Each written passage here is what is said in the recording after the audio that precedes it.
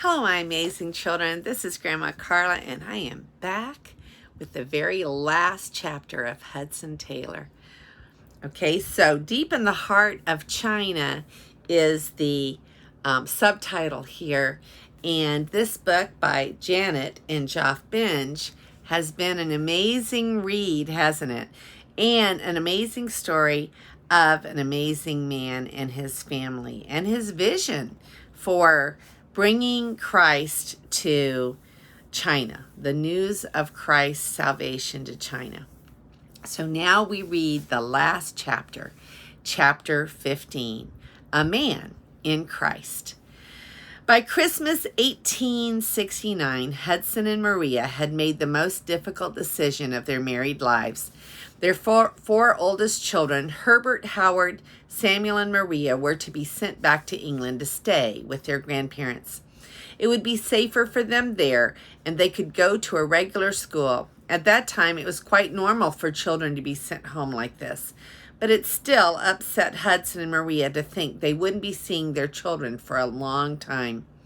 They decided to keep 1-year-old Charles with them because he was too young to be separated from his parents. Also, Maria was pregnant again and due to give birth in the middle of the year, so Charles would have a playmate. Emily Blatchley would take the children back on the ship with her. She had contracted tuberculosis and needed treatment in England. The family had much to do to prepare for the trip to Shanghai, where the children's ship would depart for England. As they prepared, Samuel was not well, but no one knew how sick he was until February, when they began the journey to Shanghai. As they traveled by boat down the Yangtze River, Samuel slipped into a coma and died. In the middle of a rainstorm, Maria and Hudson buried their 6-year-old son next to Grace in a small cemetery beside the river in the town of Chongqing. As difficult as Samuel's death was for the family, they continued on their way to Shanghai. But saying goodbye to their 3 oldest children was not easy for Hudson and Maria. As the ship carrying their children moved off down the Huangpu River, they wondered if they would ever see their children again. Around the time the children left for England, the China Inland Mission opened up many new mission stations in China, and nearly everyone had problems with staff being ill and neighbors rioting. Hudson and Maria were kept very busy. They moved to Chongqing on the Yangtze River so they could travel to the various mission stations more easily. On July 7, 1870, baby Noel was born. He was a solid little child, and he got bigger and stronger each day. But Maria did not. Hudson began to worry about her. She just lay in bed with Noel tucked in beside her. She smiled, but looked ashen and frail. After a week, Hudson knew her condition was serious. She was bleeding somewhere inside her body, and he had no way of knowing exactly where, so he could stop it. Meanwhile, baby Noel was no longer well either. He now had diarrhea, which is not such a big problem for an adult, but for a little baby like Noel, it was very serious. Hudson now had a very sick wife and a very sick baby. He spent his time praying and helping to keep them cool and comfortable. But 13 days after his birth, Noel's body gave up, and he died quietly, tucked in bed beside his sick mama. Maria was too ill to attend the funeral, kissed her baby goodbye, and chose the hymns for his funeral. Hudson left the cemetery after burying Noel beside his sister Grace and his brother Samuel. But 1 week later, he was back again, this time to bury his wife beside the children. Maria's funeral was one of the largest ever in the area. Everyone wore white, the Chinese color of mourning. Hudson spoke at the service. He told about Maria's missionary parents, her call to China, and her love of God. Maria was 33 years old when she died. Hudson missed Maria terribly. Nothing was quite the same without her beside him. 7 months earlier at Christmas, the whole family had been together. Now 3 members of the family were dead. 3 were in England. and 2 were left in China. Yet Hudson drew comfort from God and from the fact that one day they would all be together in heaven and nothing would ever part them again. In summer 1871, a year after Maria and Noel had died, Hudson felt it was time for him and Charles to visit England. He needed to spend time with the 3 older children and report back to the people in Great Britain who supported his mission. As it turned out, 3 other people from the Lammermuir party went with him back to England. James Meadows was sick and needed time away from China, so he and his wife, the former Elizabeth Rose, were returning home for a while.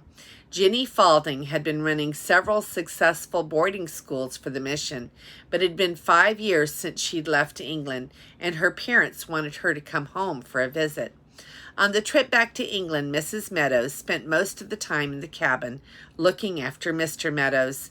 That left Hudson and Charles and Jenny with a lot of time to spend together. On the long voyage home, Hudson and Jenny fell in love, and they were married soon after reaching England. Hudson returned to China with Jenny, and together they continued their work. They had 2 children together, Amy and Ernest. While in China, Hudson spent an increasing percentage of his time training Chinese missionaries to go into the interior to preach the gospel. Hudson's sister Amelia and her husband Benjamin Broomhall looked after Hudson's 3 older children, along with their own 10 children. They also took over the administrative work for the China Inland Mission in London. They sent out China's Millions, the newsletter of the China Inland Mission. They also took care of missionaries home on leave and interviewed new missionaries for the mission. Stories about the missionaries from the China Inland Mission spread around the world. Many of the missionaries were daring and adventurous, just like their founder. Both men and women crisscrossed China, making maps of the areas they went through. John Stevenson and Henry Soltu became the first Westerners ever to cross China from west to east. They covered 1,900 miles in less than 3 months. Hudson's second wife, Jenny, and 2 other China Inland Mission women were the first Western women to go deep into inland China. They were on a mission to set up orphanages for children whose parents had died as a result of a massive famine that spread across China. Missionaries from the China Inland Mission now no longer just came from the British Isles. There were missionaries from Sweden, the United States, and Australia. The mission quickly spread across China until there was a China Inland Mission work in every province.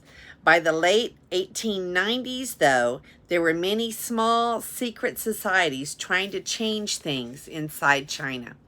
One of these groups was called the Boxers. They hated foreigners, and they were getting stronger as more people joined their cause. As the Boxers grew in strength, Hudson grew concerned for the safety of the missionaries, especially the single women. At the end of 1898, the China Inland Mission had experienced what Hudson knew was a possibility ever since the day he prayed on Brighton Beach, the murder of one of its missionaries. Bill Fleming, a lively Australian, had been on an evangelistic mission among the black Mayo tribe in the distant southwestern province of Kwee Chow. His friend and helper, Pian Shushan, was himself a member of the black Miao tribe. When other members of the tribe heard that Pian had left their religion to follow Christianity, they were angry. As Bill Fleming spoke to the crowd, they became even more angry until they rushed forward to attack Pian. Fleming stepped in front of the mob, using his own body to shield his friend, and he was killed. Hudson's heart sank as he heard the news of Bill Fleming's death. He wrote, "How sad the tidings! Blessed for the martyrs, but sad for us, for China, for their friends. And not only sad, but ominous. It seems to show that God is about to test us with a new kind of trial." His words proved very true. Things were changing quickly in China, and changing for the worse. Hudson continued to tell men and women everywhere about the needs of China. He traveled to Australia and New Zealand and on to the United States. Huge crowds gathered to hear him. At Carnegie Hall in New York, 3,500 came to hear him speak, including the President of the United States and the Governor of New York. From New York, he traveled on to Boston for another series of meetings. As he spoke in one of the meetings there, he seemed to forget where he was. Over and over, he said the same sentence: "You may trust the Lord too little, but you can never trust him too much." After several minutes, the director of the meeting led Hudson gently from the stage. He was still repeating the same phrase. Perhaps he could see what lay ahead in China. Hudson was now 68 years old and badly in need of rest. Jenny made arrangements to take him to Switzerland, where the fresh air and walks in the mountains helped him to get better. However, it was not long before telegrams began to arrive from the China Inland Mission headquarters in London. Each one seemed to bring worse news than the one before. In China, the Empress Dowager had declared war on foreigners, and many Chinese people had been happy to help her out. Churches were burned to the ground, and missionaries' homes looted. A missionary family were killed in their beds. Others were fleeing for their lives. Hudson was shocked. They were his beloved people, and he was too far away to help. As the telegrams piled up on the table, he told Jenny, "I cannot read. I cannot think. I cannot even pray, but I can trust."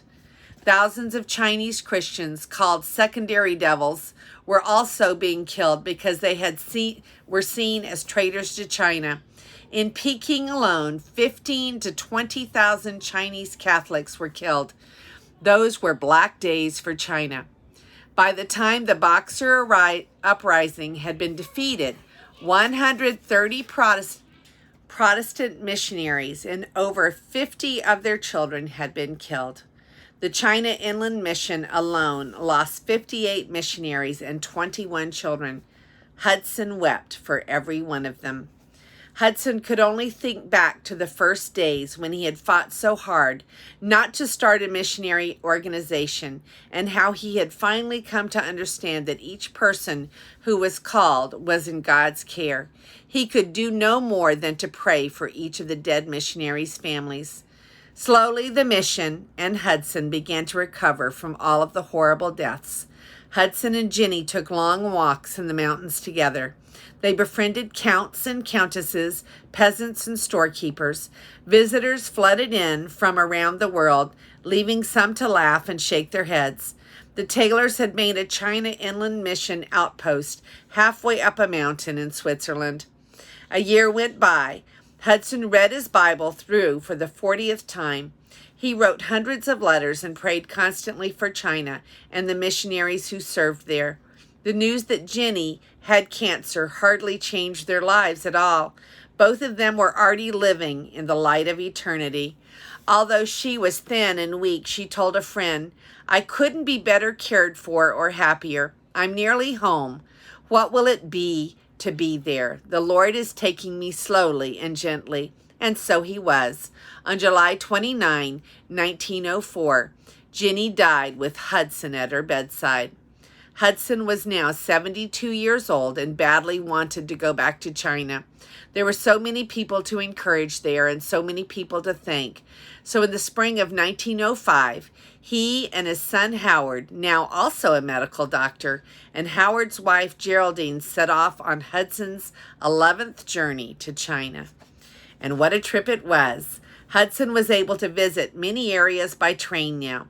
Trains were much more comfortable than the wheelbarrows he used to ride in. Everywhere he went, people gathered to listen to him. He had his 73rd birthday at one of the 7 China Inland Mission stations in Henan Province. The Chinese Christians made him a huge red satin banner which read, "Oh man, greatly loved." Hudson visited China Inland Mission hospitals and orphanages, new mission stations, and the home in Yangzhou where he and Maria had survived the riot. He also visited the cemetery where Maria, Grace, Samuel, Noel, and his adult daughter Maria were all buried. Later that day, he spoke to a new group of missionaries with China Inland Mission who were about to go into the interior. He looked at these young people who had left their families and friends to take the gospel message to the Chinese people. And for a moment, he was one of them, a 21-year-old landing in China with no money, no wife, and no plan. Yet he had trusted God, and God had used him. Now, 54 years later, over 18,000 Chinese Christians had been baptized, and the China Inland Mission had 825 missionaries. It's a great privilege to meet you here, he told the group. I have met many here in days gone by. My dear wife died by me here. In spirit, our loved ones may be nearer to us than we think, and God is nearer than we think. And Hudson was nearer to his loved ones than anyone might have imagined. On June 3, 1905, several weeks after visiting the graves of his family, Hudson Taylor died quietly in his bed. He was buried beside Maria and his children. His tombstone read, Hudson Taylor, a man in Christ. His life had ended where he had always wanted to be, deep in the heart of China. What an amazing story of a man who gave it all for Christ. This is Grandma Carla, and I love you.